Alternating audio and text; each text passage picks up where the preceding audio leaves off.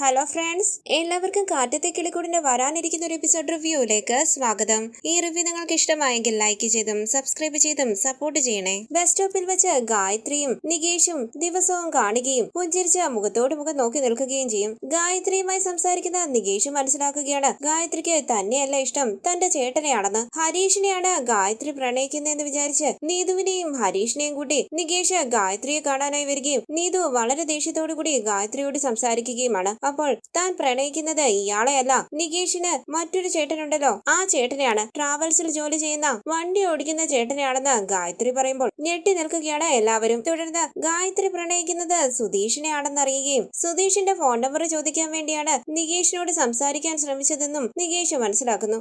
ഗായത്രിക്ക് സുധീഷിനെയാണ് ഇഷ്ടമെന്നുള്ള കാര്യം നിധിയുടെ മുന്നിൽ വെച്ച് നികേഷും ഹരീഷും സുധീഷിനോട് പറയുകയും നിധി വളരെ ദേഷ്യത്തോടു കൂടി ഇരിക്കുകയുമാണ്. നിധിയുടെ ദേഷ്യം കണ്ട സുധീഷ് ഗായത്രിയെ അടുത്ത ദിവസം കാണാനായി തീരുമാനിക്കുകയാണ്. നിധി ഉള്ളിൽ ഒളിപ്പിച്ചിരിക്കുന്ന സുധീഷിനോടുള്ള പ്രണയം പുറത്തു കൊണ്ടുവരാൻ വേണ്ടിയാണ് സുധീഷ് ഇത് ചെയ്യുന്നത്. രാവിലെ നിധി സമ്മാനമായി കൊടുത്ത ഷർട്ടുമിട്ട് ഗായത്രിയെ കാണാനായി പോവുകയാണ് സുധീഷ്. പിന്നാലെ ബസ് സ്റ്റോപ്പിലേക്ക് പോവുകയാണ് നികേഷും നിധിയും. തുടർന്ന് ബസ് സ്റ്റോപ്പിലേക്ക് വന്ന സുധീഷ് ഇടയ്ക്കിടയ്ക്ക് അവിടെ നിൽക്കുന്ന ഗായത്രിയെ നോക്കുന്നുണ്ട്. ഗായത്രിയും പുഞ്ചിരിച്ച് നാണത്തോടുകൂടി സുധീഷിനെ നോക്കുന്നു. പുഞ്ചിരിച്ച് സുധീഷ് മനസ്സിൽ പറയുകയാണ്, ചിരിക്കുന്നുണ്ട്. എന്താ നമ്മുടെ ആളെ ഇതുവരെ കാണുന്നില്ലല്ലോ, ഈ കാഴ്ച അവള് കൺകുളിർക്കെ കാണണമല്ലോ. പെട്ടെന്ന് സുധീഷ് കാണുകയാണ് നികേഷും നിധിയും സംസാരിച്ചുകൊണ്ട് റോഡ് സൈഡിലൂടെ നടന്നു വരുന്നത്. സുധീഷ് മനസ്സിൽ പറയുന്നു, വരുന്നുണ്ട്. നികേഷ് പറയുന്നു, ഏട്ടത്തി, ഒരു പെണ്ണ് നമ്മളെയാണ് നോക്കുന്നതെന്ന് തിരിച്ചറിയുകയും ആഗ്രഹങ്ങൾ മനസ്സിൽ വളർത്തിയിട്ട് അവളുമായി സംസാരിക്കാൻ ചെല്ലുമ്പോൾ ഞാൻ നിന്നെയല്ല നോക്കിയത്, നിന്റെ ചേട്ടനെയാണ് എനിക്ക് ഇഷ്ടമെന്ന് പറയുമ്പോൾ ആ വേദന സഹിക്കാൻ പറ്റുന്നില്ല. അപ്പൊ നിധി പറയണ, എടാ നികേഷെ, നീ അത്രയ്ക്ക് ഫീൽ ചെയ്യാൻ ഒന്നുമില്ല.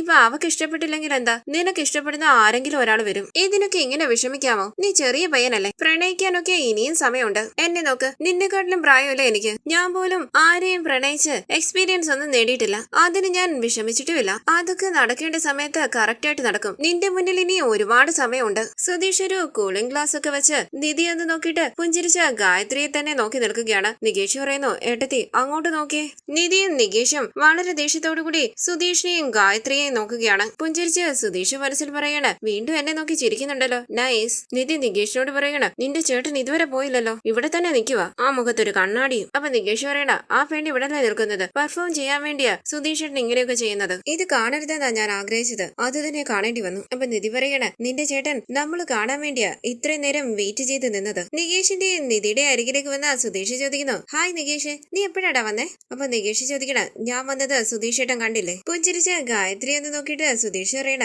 ചിരിക്കുന്നത് കണ്ടില്ലേടാ, ഇത്രയും നാളും ഞാൻ അറിയാതെ പോയല്ലോടാ. നിധിയും വന്നിട്ടുണ്ടായിരുന്നോ? ഞാൻ കണ്ടതേയില്ല. ഹായ് നിധി. നികേഷ് എന്ന് നോക്കിയിട്ട് ദേഷ്യത്തോടു കൂടി മുഖം തിരിക്കുകയാണ് നിധി. നിധിയുടെ അരികിലേക്ക് വന്ന് സുധീഷ് ചോദിക്കുന്നു, എങ്ങനെയുണ്ട് എന്നെ കാണാൻ? ലുക്ക് ഒക്കെ ഓക്കെ ആണോ? കണ്ണാടി എങ്ങനെയുണ്ട്? പറ നിധി, ഓക്കെ ആണോ? അപ്പൊ നിധി പറയണ, ആ ഓക്കെ. പുഞ്ചിരിച്ച് തന്നെ നോക്കി നിൽക്കുന്ന ഗായത്രി എന്ന് നോക്കിയിട്ട് സുധീഷ് പറയണ, ദേ വീണ്ടും ചിരിക്കുന്നു. അവള് ചിരിച്ചത് നിധി കണ്ടില്ലേ? മിസ് ചെയ്യല്ലേ, അവൾ എന്നെ തന്നെയാ നോക്കുന്നേ. ശരി, ഞാൻ പോയി 2 വാക്ക് സംസാരിച്ചിട്ട് വരാമേ. അങ്ങനെ സുധീഷ് പുഞ്ചിരിച്ച് ഗായത്രിയുടെ അരികിലേക്ക് ചെല്ലുകയാണ്. ഗായത്രി പുഞ്ചിരിച്ച് സുധീഷിനെ നോക്കുമ്പോൾ സുധീഷ് പറയുന്നു, ഹായ്. ഗായത്രി ഹായ് പറയുമ്പോൾ സുധീഷ് പറയണ, തനിക്ക് എന്നോടെന്തോ സംസാരിക്കാനുണ്ടെന്ന് പറഞ്ഞായിരുന്നു. നികേഷ പറഞ്ഞത്. എന്താ, എന്നോട് സംസാരിക്കാനുണ്ടോ? പുഞ്ചിരിച്ച നാണത്തോടുകൂടി സംസാരിക്കാനുണ്ടെന്ന് ഗായത്രി പറയുമ്പോൾ നിധി എന്ന് നോക്കിയിട്ട് ഗായത്രിക്ക് കൈ കൊടുത്തുകൊണ്ട് സുധീഷ് പറയണ, ഐ ആം സുധീഷ്. കുട്ടിയുടെ പേരെന്താ? ഗായത്രി പേര് പറയുമ്പോൾ സുധീഷ് പറയണ, നൈസ് നെയിം. ഗായത്രി ഏത് കോളേജിലാ ഏത് കോഴ്സിനാ പഠിക്കുന്നതെന്നൊക്കെ ചോദിക്കുകയാണ് സുധീഷ്. ഗായത്രിയും ചിരിച്ചുകൊണ്ട് സുധീഷുമായി സംസാരിക്കുന്നു. നികേഷ് നിധിയോട് പറയുന്നു, സാധാരണ സുധീഷ് ഏട്ടൻ പെണ്ണുങ്ങളുടെ പിന്നാലെയാ പോകുന്നത്, ഇപ്പൊ ഒരു പെണ്ണ് സുധീഷ് ഏട്ടന്റെ പിന്നാലെ വന്നിരിക്കുന്നു. ഇനി സുധീഷ് ഏട്ടനെ പിടിച്ചാ കിട്ടില്ല,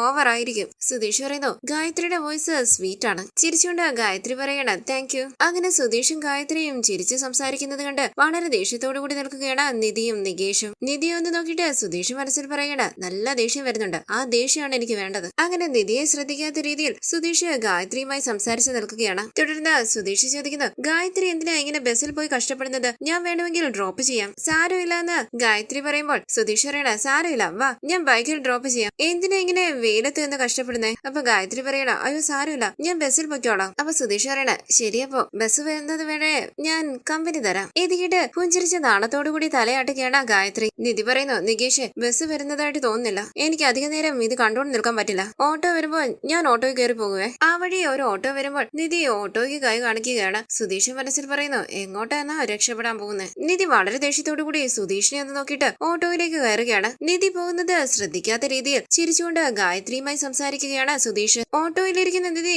ഗായത്രിയെയും സുധീഷിനെയും വളരെ ദേഷ്യത്തോടു കൂടി നോക്കുകയാണ്. ഇത് കണ്ട് സുധീഷ് മനസ്സിൽ പറയുന്നു, ഞാൻ ഒരു പെണ്ണിനോട് സംസാരിക്കുന്നത് കണ്ടോണ്ട് നിൽക്കാൻ പോലും പറ്റാതെ ധൃതി പിടിച്ച ഓട്ടോയിൽ കയറി പോകുന്നത് കണ്ടില്ലേ, പോട്ടെ. നികേഷ് മനസ്സിൽ പറയുന്നു, ഈ സുധീഷ് ഏട്ടൻ എന്താ ഭ്രാന്താണോ? ഇങ്ങനെയൊക്കെ ചെയ്താൽ പ്രണയം വരുമെന്ന് ഈ സുധീഷ് ഏട്ടനോട് ആരാ പറഞ്ഞത്? ഈ ജന്മത്തിൽ ഏട്ടത്തി സുധീഷ് ഏട്ടനെ സ്നേഹിക്കുമെന്ന് തോന്നുന്നില്ല. ഏതെങ്കിലും ഒരു ബസ് വന്നിരുന്നെങ്കിൽ എനിക്ക് ഇവിടുന്ന് രക്ഷപ്പെടാമായിരുന്നു. തുടർന്ന് നിധി വീട്ടിലേക്ക് വന്ന സുധീഷിനെ കൊണ്ട് വീടൊക്കെ വൃത്തിയാക്കിപ്പിക്കുകയാണ്. ഈ സമയം ഗായത്രി സുധീഷിന്റെ ഫോണിലേക്ക് വിളിക്കുന്നു. സന്തോഷത്തോടു കൂടി സുധീഷ് പറയുന്നു, ദേ ഗായു വിളിക്കുന്നു. ആരെന്ന് നിധി ചോദിക്കുമ്പോൾ സുധീഷ് പറയണ, എന്റെ ബെസ്റ്റ് ഓഫ് പ്രാവ് ഗായത്രി. അവളെ ഞാൻ സ്നേഹത്തോടുകൂടി ഗായു എന്നാ വിളിക്കുന്നേ, അവളാ വിളിക്കുന്നേ. അങ്ങനെ ഫോൺ അറ്റൻഡ് ചെയ്യുകയാണ് സുധീഷ്. നിധി വളരെ ദേഷ്യത്തോടു കൂടി ചൂലെടുത്ത് അവിടെയൊക്കെ അടിച്ചു വാരുകയാണ്. സുധീഷിനെ ശ്രദ്ധിക്കുന്നുണ്ട്. ഫോൺ അറ്റൻഡ് ചെയ്ത സുധീഷ് പറയുന്നു, ഹലോ ഗായു, എന്തെടുക്കുക? ഞാൻ ചുമ്മാ നിൽക്കുകയാണെന്ന് ഗായത്രി പറയുമ്പോൾ സുധീഷ് പറയുകയാണ്, ഞാനും ചുമ്മാ നിൽക്കുകയാടാ. ജോലിക്ക് പോയില്ലേന്ന് ഗായത്രി ചോദിക്കുമ്പോൾ സുധീഷ് പറയുന്നു, ജോലിക്ക് പോയിട്ട് വന്നിട്ട് ചുമ്മാതെ നിൽക്കുക.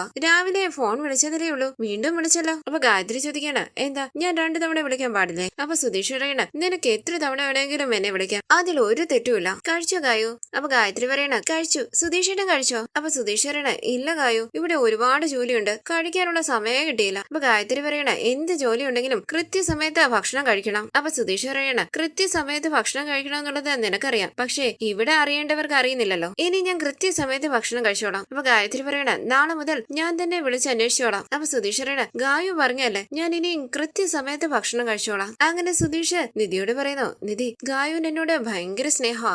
ഗായത്രി ചോദിക്കുന്നു, ഹലോ സുധീഷ് ഏട്ടാ, നമുക്കൊന്ന് വൈകുന്നേരം കാണാൻ പറ്റുമോ? അപ്പൊ സുധീഷ് ചോദിക്കണ, മീറ്റ് ചെയ്യണോ? ഇന്ന് ഈവനിങ് പറ്റുമെന്ന് തോന്നുന്നില്ല, കുറച്ച് ബിസിയാ. നമുക്ക് നാളെ രാവിലെ സാധാരണ പോലെ ബസ് സ്റ്റോപ്പിൽ വെച്ച് മീറ്റ് ചെയ്യാം. ഇത് കേട്ട് ഗായത്രി പറയുകയാണ്. ഫോണിലൂടെ സുധീഷ് ഏട്ടന്റെ വോയിസ് സ്വീറ്റ് ആയിട്ടുണ്ട്. ഇത് കേട്ട് സുധീഷ് ചോദിക്കണ, അങ്ങനെയാണോ? എന്റെ വോയിസ് സ്വീറ്റ് ആണോ? Thank you Gayu. ഇത് കേട്ട് ദേഷ്യത്തോടു കൂടി ചൂല് വലിച്ചെറിഞ്ഞ് നിധി പറയണ, ഹലോ മര്യാദയ്ക്ക് ജോലി ചെയ്യുന്നുണ്ടോ? ഫോണിൽ സംസാരിച്ചോണ്ട് നിൽക്കാതെ. ഗായു ആണത്ര ഗായു.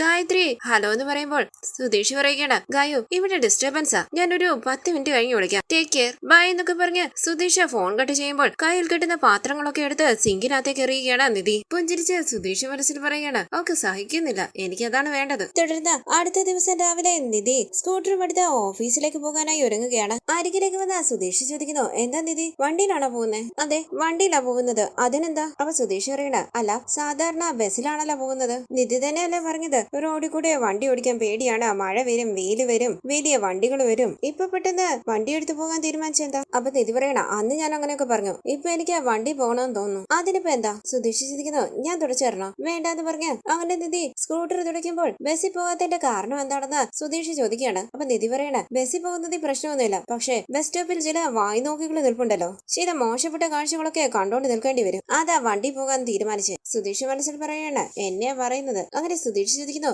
എന്ത് കാഴ്ചയാ നിധി കണ്ടത്? അപ്പൊ നിധി പറയുന്നു, മോശപ്പെട്ട കാഴ്ചയാണെന്ന് പറഞ്ഞില്ലേ, ഇനി അത് ഡീറ്റെയിൽ ആയിട്ട് പറഞ്ഞായിരുന്നോ? അങ്ങനെ നിധി സ്കൂട്ടർ സ്റ്റാർട്ട് ചെയ്യാനായി ശ്രമിക്കുകയാണ്, സ്റ്റാർട്ട് ആകുന്നില്ല. അപ്പൊ സുധീഷ് പറയുന്നു, നിധി ഇതാ ഞാൻ സ്റ്റാർട്ട് ചെയ്ത് തരാം. അപ്പൊ നിധി പറയണ, അതിന്റെ ആവശ്യമില്ല, ഞാൻ സ്റ്റാർട്ട് ചെയ്തോളാം. അപ്പൊ സുധീഷ് പറയണ, ഞാൻ വേണമെങ്കിൽ നിധിയെ ബൈക്കിൽ ബസ് സ്റ്റോപ്പിൽ കൊണ്ടുവിടാം, അല്ലെങ്കിൽ ബസ് സ്റ്റോപ്പിൽ നിന്നും ഓട്ടോയിൽ പോകാം. നിധി ചോദിക്കുന്നു, സുധീഷിന് എന്താ എന്നെ ബസ് സ്റ്റോപ്പിലേക്ക് കൊണ്ടുപോകണമെന്ന്? അപ്പൊ സുധീഷ് പറയണ, അതല്ല എനിക്ക് ബസ് സ്റ്റോപ്പിലേക്ക് പോകണം, അവിടെയല്ലേ എന്റെ ഗായു ഉള്ളത്, എനിക്ക് അവളെ കാണണം, ഞാൻ അങ്ങോട്ടാ പോകുന്നത്. കമ്പനിക്ക് നിധിയെ കൂടെ കൂട്ടിക്കൊണ്ടു പോകാന്ന് വിചാരിച്ചു, പക്ഷേ നിധി സമ്മതിക്കുന്നില്ലല്ലോ. നിധി ദേഷ്യത്തോടു കൂടി സ്കൂട്ടർ സ്റ്റാർട്ട് ചെയ്യുമ്പോൾ സുധീഷ് മനസ്സിൽ പറയുകയാണ്, എന്നെ ചവിട്ടിയതുപോലെ ഉണ്ടായിരുന്നു, സാരമില്ല ചവിട്ടിയാലും വാങ്ങാം. നിധി ഒരു മിനിറ്റ്, ഈ ഡ്രസ് ഓക്കെ ആണോ? ഗായുവിന് ഈ ഡ്രസ് ഇഷ്ടപ്പെടുവോ? നിധിക്ക് എന്ത് തോന്നുന്നു? അപ്പൊ നിധി പറയണ, അവക്ക് ഇഷ്ടപ്പെടുവോന്ന് അവളോട് ചെന്ന് ചോദിക്കണം, എന്തിനാ എന്നോട് ചോദിക്കുന്നേ? അങ്ങനെ നിധി അവിടെ നിന്ന് പോകുമ്പോൾ സുധീഷ് പറയാണ്, എന്നോടുള്ള പോസസീവ് കാണാൻ എന്തൊരു ഭംഗിയാ, മുഖമൊക്കെ ചുവന്ന് എന്ത് സുന്ദരിയാ, എന്റെ അതിനെ കണ്ടു കിട്ടുമെന്ന് തോന്നുന്നു. ഇതാ വരുന്നു എന്ന് പറഞ്ഞ് ബൈക്കിൽ നിധിയുടെ പിന്നാലെ പോവുകയാണ് സുധീഷ്. എന്തിനാ എന്റെ കൂടെ വരുന്നതെന്ന് നിധി ചോദിക്കുമ്പോൾ സുധീഷ് പറയണ,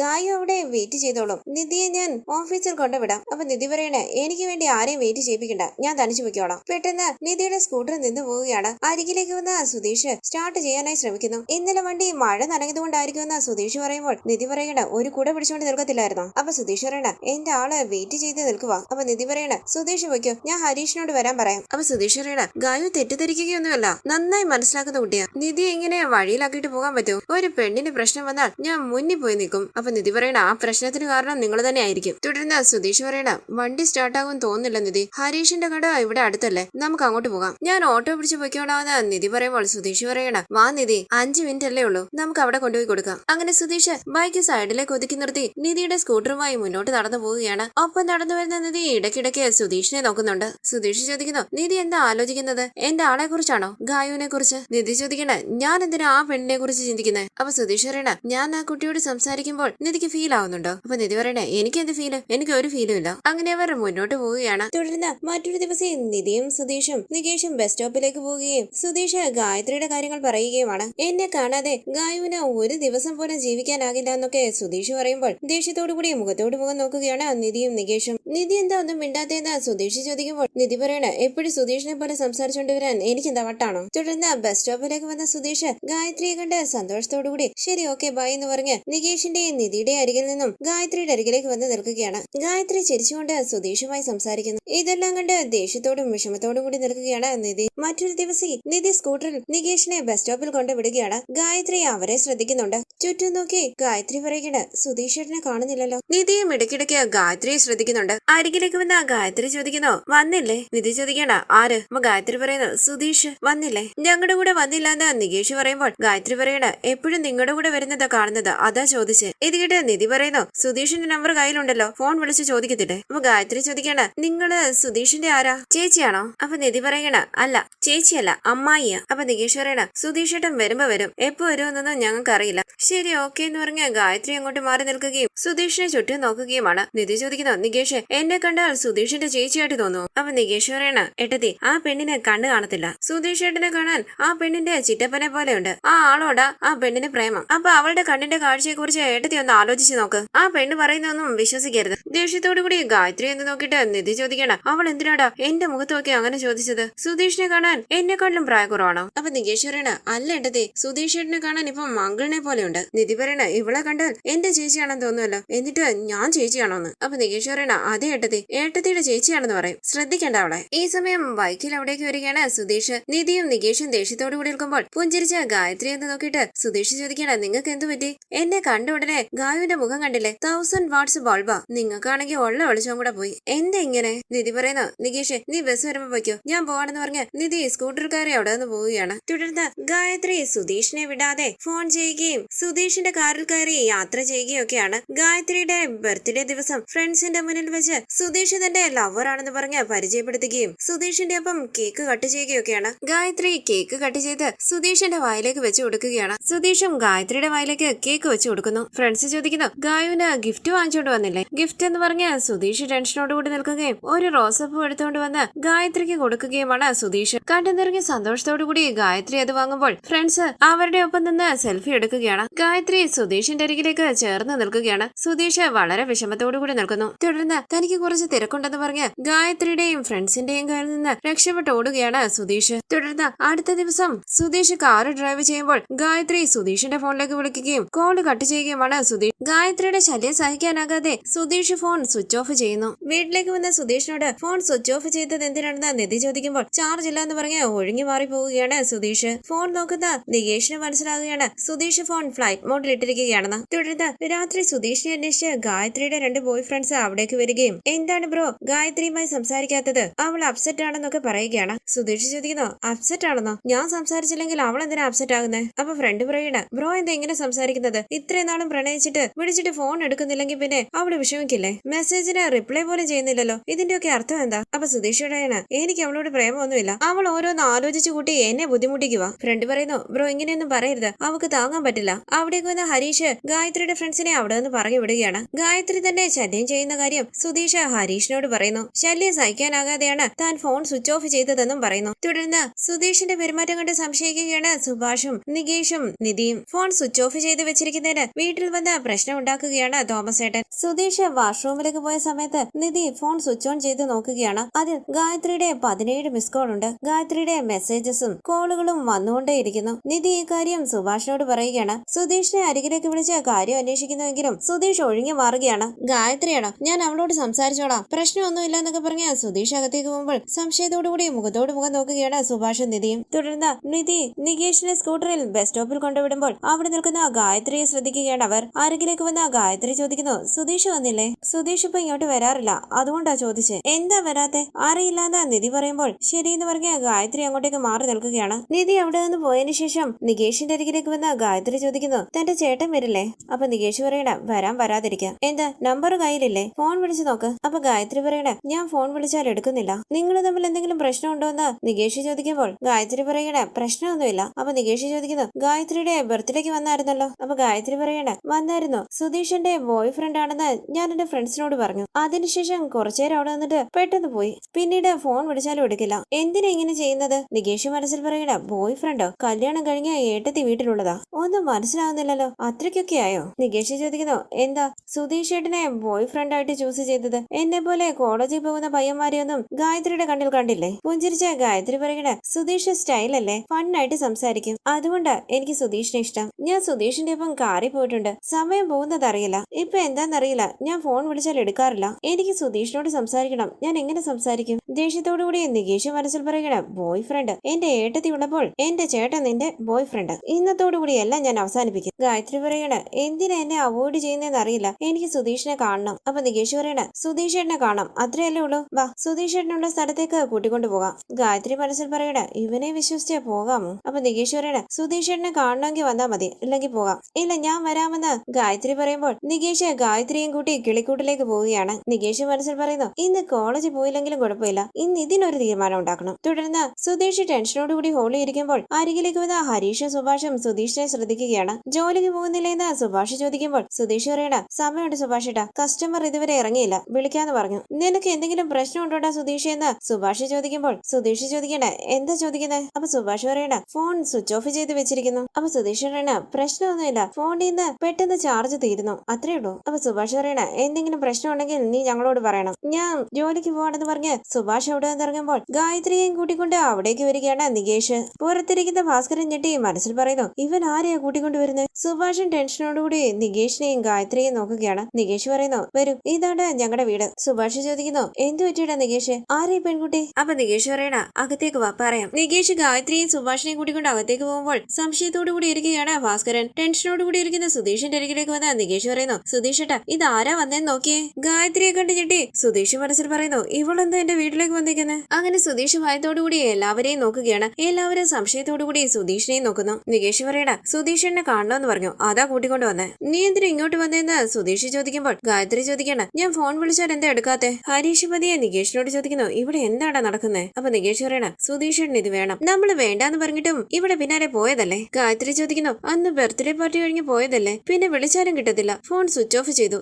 എന്തിനാ ഇങ്ങനെ ചെയ്തേ? അപ്പൊ സുധീഷ് പറയണ, അത് കുറച്ച് ജോലി ഉണ്ടായിരുന്നു. ആരെ ഈ കുട്ടിയെന്ന് സുഭാഷ് ചോദിക്കുമ്പോൾ നികേഷ് പറയണ, സുധീഷ് ഏട്ടൻ ബസ് സ്റ്റോപ്പിൽ വെച്ച് ഒരു പെണ്ണിനെ കാണാറില്ലേ, ഗായത്രി, ആ കുട്ടിയേത്? ഗായത്രി പറയുന്നു, സുധീഷ് എന്നോട് കള്ളം പറഞ്ഞതല്ലേ, ബർത്ത്ഡേ പാർട്ടിയിൽ നിന്നും പോയതിനു ശേഷം എന്നോട് സംസാരിച്ചിട്ടേ ഇല്ല. അവിടെ വേറെന്തെങ്കിലും സംഭവിച്ചോ? അവിടെ നിന്ന് ദേഷ്യപ്പെട്ടു പോയതല്ലേ എനിക്ക് തോന്നിയത്. അങ്ങനെയൊന്നും ഇല്ല ഗായത്രി എന്ന് സുധീഷ് പറയുമ്പോൾ ഗായത്രി ചോദിക്കണ്ട, പിന്നെന്താ പ്രശ്നം? പാർട്ടിയിൽ നിന്നും സുധീഷ് ഇറങ്ങിപ്പോയപ്പോൾ ഫ്രണ്ട്സ് എല്ലാവരും എന്നെ കളിയാക്കി, എന്തിനാണ് സുധീഷിനെ പ്രണയിച്ചെന്ന് ചോദിച്ച്. ഇത് കേട്ട് എല്ലാവരും ഞെട്ടി മുഖത്തോട് മുഖം നോക്കുകയാണ്. പ്രണയമോന്ന് സുഭാഷ് ചോദിക്കുമ്പോൾ നികേഷ് ചോദിക്കണ്ട, സുഭാഷ് ഏട്ടാ, ഇപ്പൊ തന്നെ ഷോക്കായാലെങ്ങനാ? ഇനിയുണ്ട്, കേൾക്ക്. അപ്പൊ ഗായത്രി പറയണ, എനിക്ക് സുധീഷിനെ ഒരുപാട് ഇഷ്ടമാണ്, അതാ ഞാൻ സുധീഷിനോട് സംസാരിച്ചത്. ഞാൻ എന്റെ ഫ്രണ്ട്സിനോട് സുധീഷിനെ സപ്പോർട്ട് ചെയ്താ സംസാരിച്ചേ, പക്ഷെ സുധീഷ് എന്നോട് സംസാരിക്കുന്നതേ ഇല്ല. സുഭാഷ് ചോദിക്കുന്നു, എന്താണ് ഇവിടെ നടക്കുന്നത്? അപ്പൊ സുധീഷ് പറയണ, ഒന്നുമില്ല സുഭാഷ് ഏട്ടാ. അപ്പൊ ഗായത്രി പറയണ, ഞാൻ ചുമ്മാതെ പറഞ്ഞില്ല, എനിക്ക് സുധീഷിനെ ഇഷ്ടമാണ്, അതുകൊണ്ടാണ് ഞാൻ സംസാരിക്കാൻ വന്നത്. ഇപ്പൊ എന്തിനാ എന്നെ അവോയ്ഡ് ചെയ്യുന്നേ? ഇത് കേട്ട് എല്ലാവരെയും ഒന്ന് നോക്കിയിട്ട് സുധീഷ് പറയണ, ഗായത്രി ഒന്ന് വാ, നമുക്ക് സംസാരിക്കാം. എവിടാടാ കൂട്ടിക്കൊണ്ട് പോകുന്നതെന്ന് സുഭാഷ് ചോദിക്കുമ്പോൾ സുധീഷ് പറയണ, സുഭാഷ് ഏട്ടാ, സംസാരിക്കാനാ കൂട്ടിക്കൊണ്ട് പോകുന്നത്. സുഭാഷ് ഏട്ടന് വേണമെങ്കിൽ കൂടെ വരാം. ഗായത്രി, ദയവ് ചെയ്ത് എന്റെ കൂടെ വാ. അങ്ങനെ സുധീഷ് ഗായത്രിയും കൂട്ടി അവിടെ നിന്ന് പോകുമ്പോൾ സുഭാഷ് ചോദിക്കേണ്ട, എന്താണ് ഇവിടെ നടക്കുന്നത്? ആ കുട്ടിക്ക് തനിച്ച് സംസാരിക്കണമെന്ന് പറയുന്നു, പ്രണയമാണെന്ന് പറയുന്നു, എനിക്കൊന്നും മനസ്സിലാകുന്നില്ല. അപ്പൊ നികേഷ് പറയണ, സുഭാഷ് ഏട്ടാ, ഇത് ഒരുപാട് നാളായി തുടങ്ങിയിട്ട്. സുധീഷ് ഏട്ടൻ ഫോൺ ഓഫ് ചെയ്ത് വെച്ചിരിക്കുന്നത് ആ പെണ്ണിനെ പേടിച്ചാ. ഇന്ന് ഞാൻ ബസ് സ്റ്റോപ്പിൽ നിൽക്കുമ്പോൾ സുധീഷ് ഏട്ടനെ കുറിച്ച് എന്റെ അടുത്ത് വന്ന് ചോദിച്ചു, അതാ ഞാൻ കൂട്ടിക്കൊണ്ട് വന്നേ. ഹരീഷ് ചോദിക്കുന്നു, അതിന് വീട്ടിലേക്കാണോടാ കൂട്ടിക്കൊണ്ട് വരുന്നത്? അപ്പൊ നികേഷ് പറയണ, വേറെന്താ ചെയ്യുക? സുധീഷൻ എന്താ ഫോൺ എടുക്കാത്തെന്ന് എന്നോട് ചോദിക്കുന്നു. എന്നോട് ചോദിച്ചാൽ ഞാൻ എങ്ങനെ അറിയാനാ? സുഭാഷ് പറയണ, എന്താണ് ഇവൻ ഇങ്ങനെ ആയിപ്പോയത്? ഇതൊക്കെ നിധി അറിഞ്ഞാൽ എന്ത് വിചാരിക്കും? ആ പെണ്ണ് പ്രണയമാണ്, ലവ് ആണെന്നൊക്കെ പറയുന്നുണ്ടല്ലോ. അപ്പൊ ഹരീഷ് പറയണ, സുഭാഷ് ഏട്ടാ, ഏട്ടത്തിയെ ദേഷ്യം പിടിപ്പിക്കാൻ വേണ്ടിയാണ് ഇതെല്ലാം ചെയ്തത്. ഇപ്പൊ അത് അതിര് കടന്നു, ഇനി അനുഭവിക്കട്ടെ. എടാ ഹരീഷ് വാ, നിന്നെ ഞാൻ കോളേജിൽ കൊണ്ടുവിടാം. അപ്പൊ നികേഷ് പറയണ, ഇല്ല ഹരീഷ് ഏട്ടാ, ഇവിടെ എന്താ നടക്കാൻ പോകുന്നതെന്ന് അറിയാതെ ഞാൻ വരില്ല. ഹരീഷ് പറയുന്നു, സുധീഷ് ഏട്ടന്റെ പ്രശ്നം സുധീഷ് ഏട്ടൻ തന്നെ തീർത്തോളൂ. സുഭാഷ് ഏട്ടൻ ജോലിക്ക് പോകാൻ നോക്ക്. എടാ വാ, കോളേജിൽ പോവാന്ന് പറഞ്ഞ് നികേഷിനെ പിടിച്ചു വലിച്ച് അവിടെ നിന്ന് കൊണ്ടുപോവുകയാണ് ഹരീഷ്. തുടർന്നുള്ള റിവ്യൂവിനായി ചാനൽ സബ്സ്ക്രൈബ് ചെയ്ത് സപ്പോർട്ട് ചെയ്യണേ. താങ്ക്